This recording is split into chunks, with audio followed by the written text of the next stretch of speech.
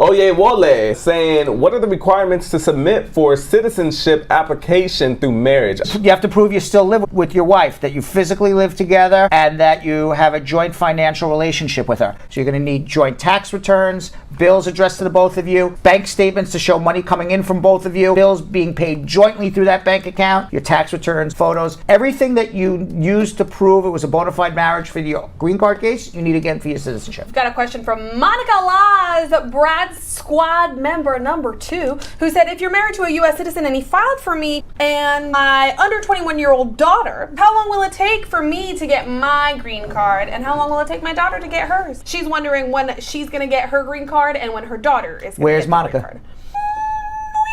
Is she in the States? Is she in another country? Do you know when this was filed? I gave you all the information I have received. Monica, if you're in the United States and you're filing your adjustment here, it could be anywhere from like 7-8 months on the short end to 3 years on the long end, depending on where you are and what country you're from.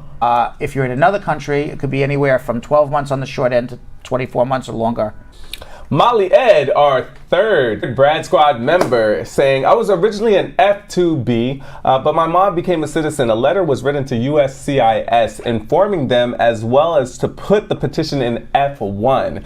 Now F2B is moving faster. Can I go back to the F2B category? Your mom can elect to go back to F2B. She can write the National Visa Center and say, under the Child Status Protection Act, I want to elect to go back to F2B. Yvonne said, can a person travel to Canada on their green card coming from the U.S.? Depends on what country they're from. Canada will let you into their country based on the reciprocity for not green card in the United States, but where your passport is from. So if you're from a country that doesn't need a visa to enter Canada, then you're good. If you're from a country that needs a visa, you need to get a visa. Now, the fact that you have a green card in the United States almost would assure you that you would get a visa for Canada, because you would obviously show the intention of returning to the United States. Most people, believe it or not, would prefer a green card in the United States than green card Canada. NC Feet saying, I had a 1-year B1, B2 visa for conference from West Africa. I came in first time and stayed 2 weeks, and the second time for a conference after which I stayed 5 months. 3 weeks visiting friends and potential university for my master's without overstaying. I want to go back to West Africa in order to prepare for my master's. My question is, I'm planning to apply for an F1 visa. Do I stand a chance of getting the F1 visa approved? If yes, would there be a problem of re-entry at the POE airport? I'm 25 years old. A, you got to get accepted to school. B, you got to show you have the financial ability to pay for school, room and boarding, to get an I-20. Then you take your I-20 and you go to the U.S. Embassy from whatever country you're in, and you have to show that at the end of your studies, you're going to go back to your home country. That's the hardest thing. Most people get denied because they can't show non-immigrant intent. The government thinks that you're going to stay in America forever. Do I know whether you have non-immigrant intent or immigrant intent? I have no idea. Do I know what you have to prove? I don't know. I mean, I know what you have to prove. You got to prove that you're leaving enough ties to your home country. What could ties be? You have property, family, jobs waiting for you, money. You live in a good neighborhood. Why would you give up this great neighborhood? I live in, a McMansion in my country, whatever it is. So it depends. Our next question from Elroy. Elroy said, I received my EAD combo card and I'm planning to travel back home for 6 weeks. Is that too long to travel back to? I need advice. It's not too long. You should be okay, but I tell people 3 weeks max, 4 weeks at the top. I think after that, you're really looking for trouble at the airport. All right, Vandy Boo Nisbet saying, how long does it take for a permanent resident spouse to take get their work permit? It's about 6 months right now. And they're in the U.S. 6 to 8 months right now, believe it or not. We've got a question from Ron who said, can a green card holder minor stay for a year outside of the U.S.? No. Okay, Ben saying, if you applied for an extension before you're out of status and it took USCIS over 9 months to respond with the RFE, has the person fallen out of status as a result? Yes, they have. Say, for example, you're on a visitor's visa for 6 months and then you apply to extend your visitor's visa for 6 more months. Just because the government hasn't responded to your request to extend your visitor's visa doesn't mean you're allowed to stay here and have to wait here until you get a response from the government. You still have to leave during that time period. And then the government will write you back in your home country, prove to us you were intended to visit. Well, here's all the proof you need. I'm not here. But once you stay and wait for that RFE that comes 7, 8, 9 months after, you're out of status. Even if they approve you, they're going to deny you.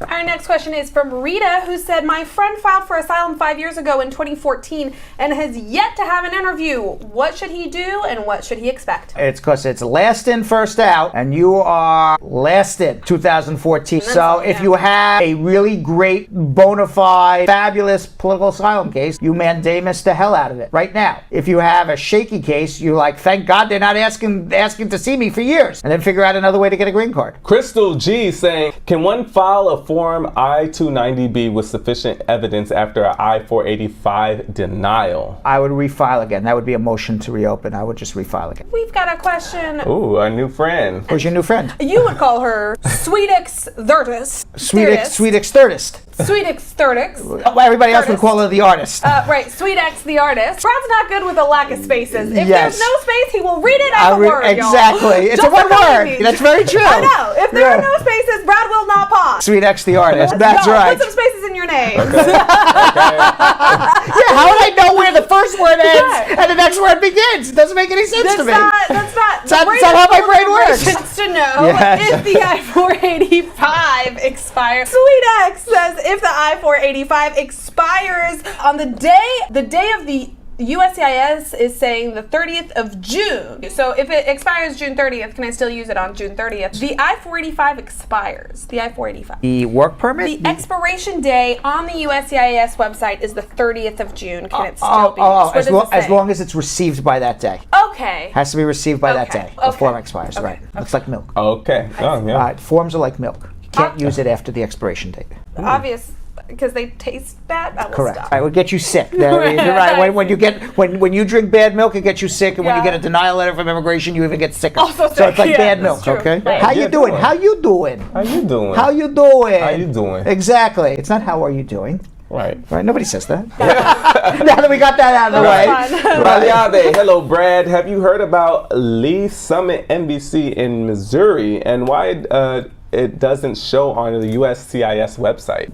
I've heard of it. It's the National Benefit Center. On the USCIS website, it shows at the National Benefit Center. Shernette said, can you apply for asylum after 2 years? Not unless something changed in your country. You have to apply. The general rule is you got to do it in 1 year unless circumstances have changed. Mahendra saying a friend's I-130 priority date November 2018 is filed in F2A category, but he just returned from a trip abroad on an F1 visa last week. Can he file the I-485 starting July? He got his F1 visa stamped in 2015. He can file for adjustment if his priority date's current 90 days after his entry. Queen Victoria Brits.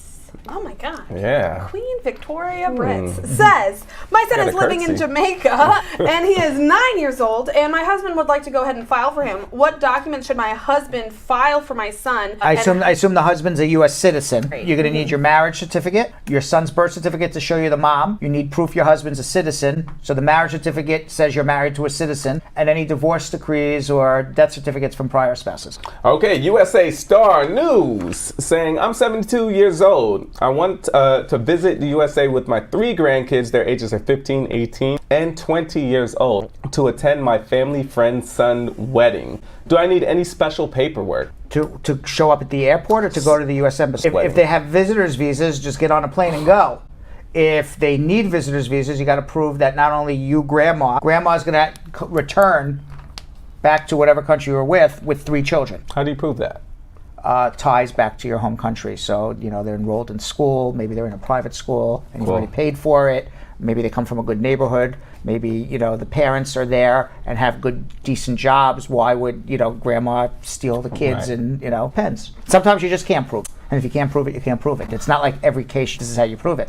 Right. Just hope for the best. Okay, I was about to say, so what do you do after that? Just hope for the best. 5-star chick says, my sister is here on a B2 visa, which expired 2 years ago. She wants to study nursing. How could she go about adjusting her status to be able to go to school? And is it going to be a problem that the B2 is expired? You can adjust your status to go to school. You can't go from a B2, overstay, and then go to a student visa. It's called a change of status here, so you can't do that because you've already overstayed. And if you've overstayed by more than a year and you go home to get your student visa, you can't come back for 10 years. So at this point, the sister's screwed. She's got to figure out a way to get a green card.